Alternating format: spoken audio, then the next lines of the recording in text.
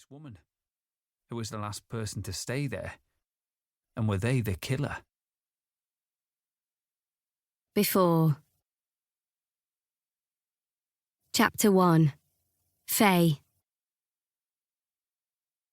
We'd just needed a place to get away from it all.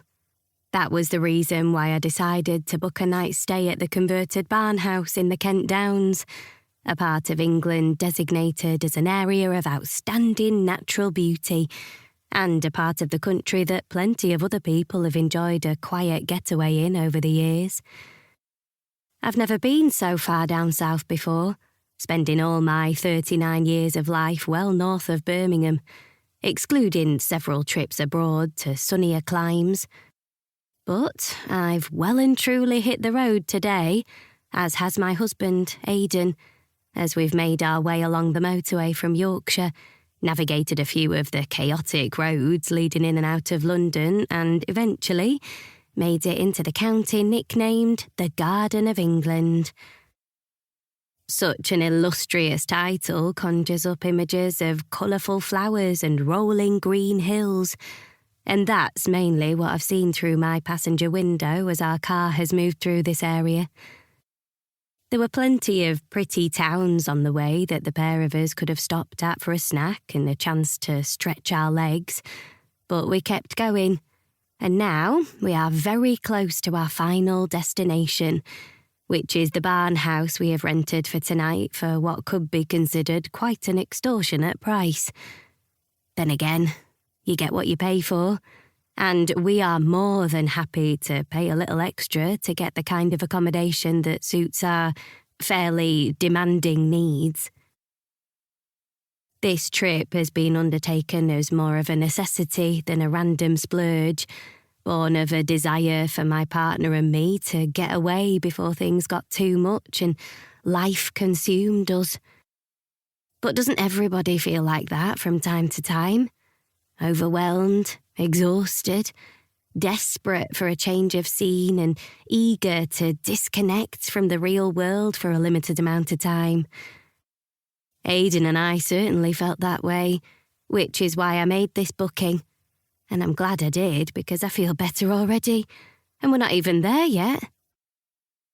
We're currently about 20 miles away from the barn house, having stopped at a service station to refuel and have a comfort break.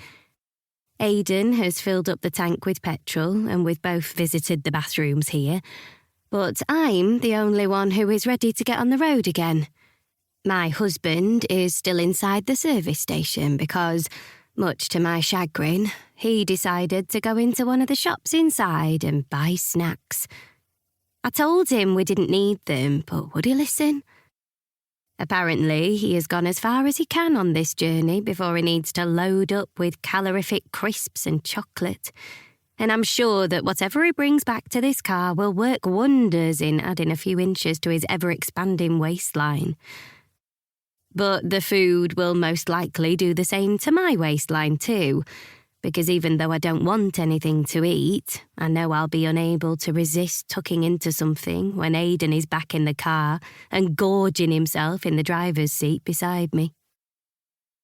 Keeping a lookout for him, I see several people exit the service station and make their way to their vehicles, but my husband is not among them.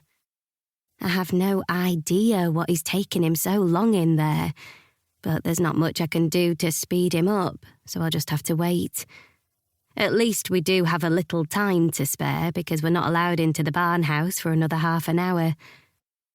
I'm glad that I opted for the early check-in because otherwise we would have had to wait until 3 p.m. to go inside.